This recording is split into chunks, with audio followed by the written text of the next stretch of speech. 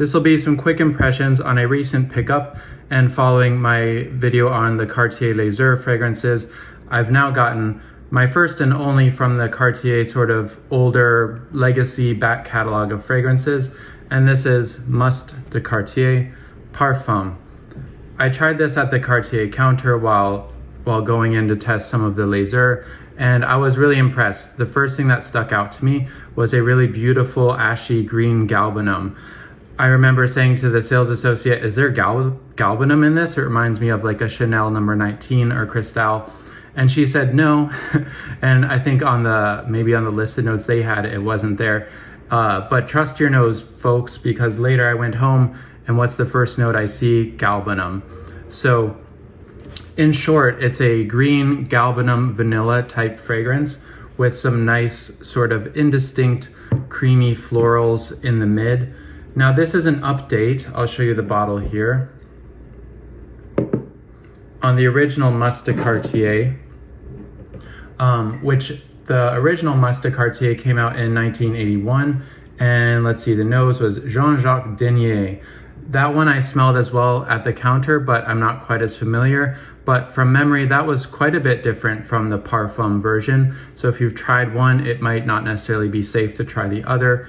But on first couple sniffs, I really preferred the Parfum.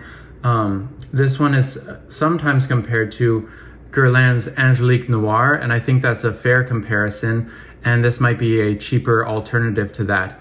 I would say the big difference is everything in the Angelique Noir by Guerlain is slightly turned brighter. The green is a little bit brighter and more like clarity, as is the vanilla. But I also think the vanilla is a little bit sweeter. This one's just a little more mellow overall. And of course, this has galbanum providing the green notes rather than angelica. But I do think they're in the ballpark. And if you like one, I highly suggest you try the other.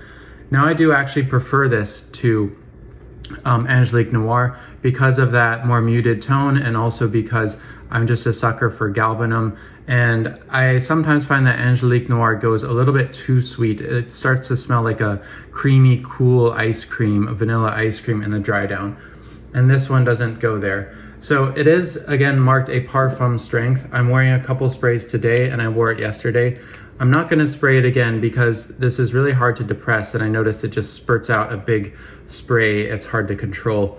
And given that it is a Parfum and a 50 ml, I don't really want to waste more sprays when I'm already wearing it. So listed notes are jasmine, galbanum, and vanilla. That's it.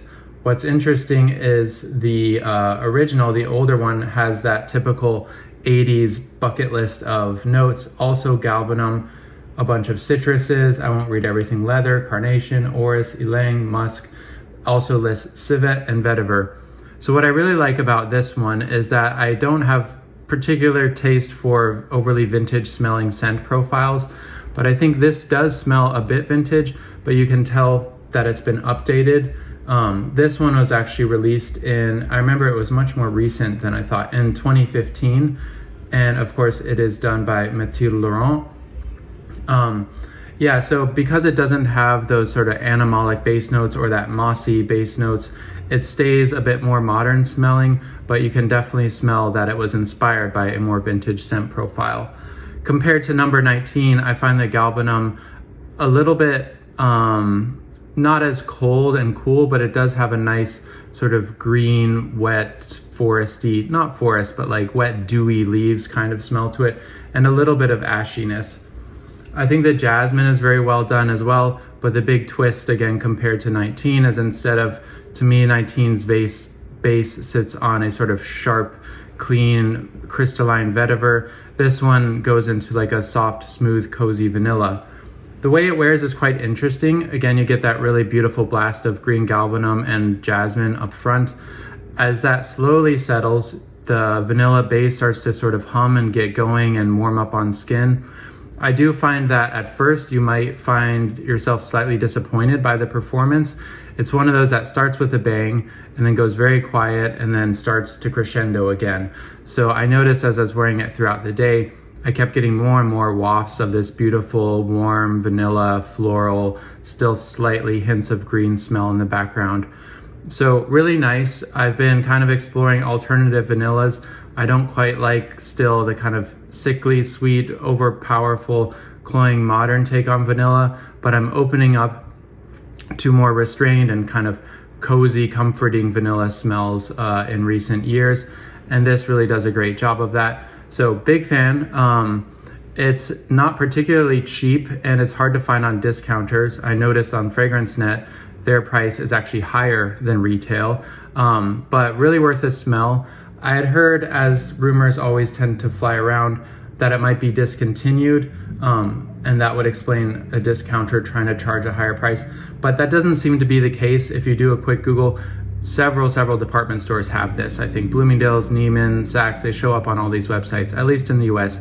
So not at all hard to find right now if it has indeed been discontinued, but I don't think it has. I just think it's maybe one of the less hyped and less distributed fragrances in the line. So let me know what you think. I need to get some more experience with the original Must de Cartier. I only smelled one spray at the store and I chose the Parfum over that one, but it sounds really nice as well, and I'd like to get to know it better too. So let me know if you're a fan of that one and if you've compared the two.